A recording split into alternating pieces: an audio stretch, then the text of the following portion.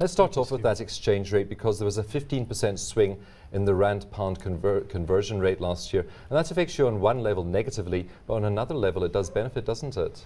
Yes, absolutely. We are completely unhedged against the pound.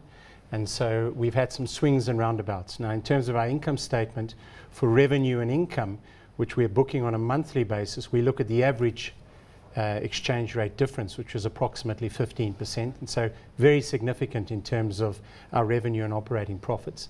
But when you look at our balance sheet, we tend to take a snapshot from an accounting point of view, 1 year versus the next, and that impact was only about 8%.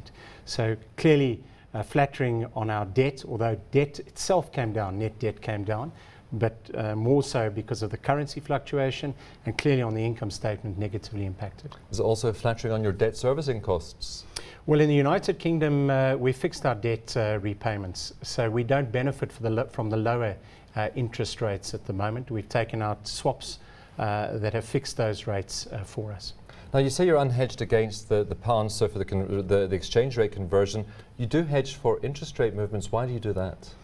Well, we did that because most of the debt that we borrowed in the United Kingdom, and all of that debt is non-recourse to South Africa, is taken against our property portfolio and is long-term debt. And we didn't want to be playing the interest market or any of those vagaries at all, so we fixed it over a period of 25 years. So net debt down to 24.2 billion rand, and that's 1.9 billion of the reduction came from the rand exchange rate. Now, debt is one of the issues that investors sometimes bring up with Netcare. They reckon it's quite high. Are you comfortable with debt levels at this stage? Are you working at bringing it down further? Well, I think you've got to, Stephen, look at two things. The South African balance sheet and debt in South Africa versus that in the United Kingdom. And if you look at South Africa, our net debt has decreased quite significantly. Clearly, we've benefited from reduced finance charges, but also our working capital has improved. And as a result, our operating cash flows are much, much better. So in South Africa, we're probably at one of the lowest levels of debt we've been in many years. If you look at the United Kingdom, we measure our debt in terms of covenants on a quarterly basis. We've met that with adequate headroom, and we're not concerned about that. There is a refinancing in 2014. And clearly, we're going to have to look at that in terms of refinancing that debt. But at the moment, we're meeting our obligations with significant headroom. Let's look at where the growth came from. 26% rise in headline earnings a share for the year, of course. You're almost evenly split between the SA and UK at the moment, aren't you? We are. When you look at it, interestingly enough, 54% of our EBITDA is still generated in the United Kingdom, despite the weaker currency. So one can see the currency arbitrage that might unfold if the rand tended to weaken against a strengthening pound. But the more important result, I think, is our headline earnings on continuing operations. Because last year we had Ampath for 5 months. That's our pathology business that we sold. We had it in our numbers for 5 months. And if you strip that out and look at it as purely continuing operations, that's up 29%, which we're very pleased about. Mm-hmm. Healthcare reform, there are some moves afoot in South Africa. We have the NHI, which may or may not be introduced in the next couple of years. In the UK, they also have austerity measures, so the government cutting back on public sector spending. Do you stand to benefit from that? Yes, very significantly. And as we speak, we are the largest provider to the NHS of government services in the private sector.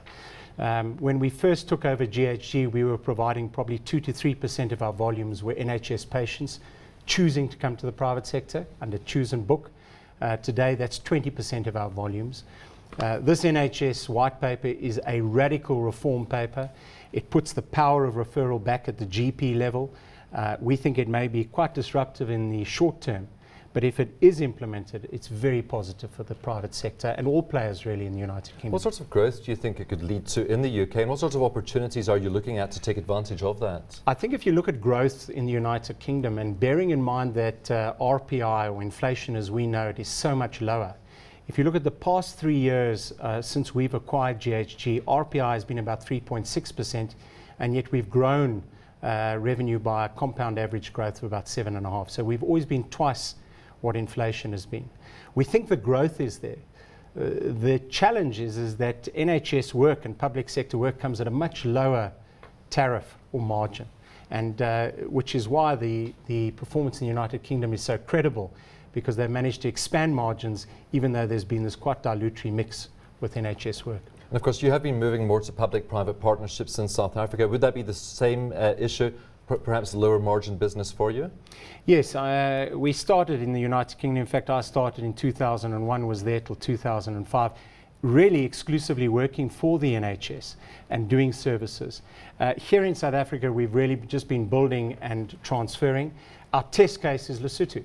Here we're going to be responsible for running the primary care clinics, which we've already opened, and a huge 420-bed referral hospital, not in the leafy suburbs of Johannesburg or Cape Town, but in the hills of Maseru with all of its attendant difficulties. And I think that's a very important test case as to whether the private sector can deliver on services and be responsible for outcomes. And do you think this will be something that's looked at very closely with the NHI when it is introduced? Yes, and I think many other African governments and departments of health are looking at this keenly. It's a test case. It's our most important project at the moment, and it's really the private sector putting its money where its mouth is and says we can impact the Millennium Development Goals, we can impact infant mortality, maternal mortality, and the epidemics of HIV and AIDS. Richard, of course, last week you were fined 7.8 million rand, and that was after admitting to unlawfully acquiring and transplanting kidneys at one of your KZN hospitals.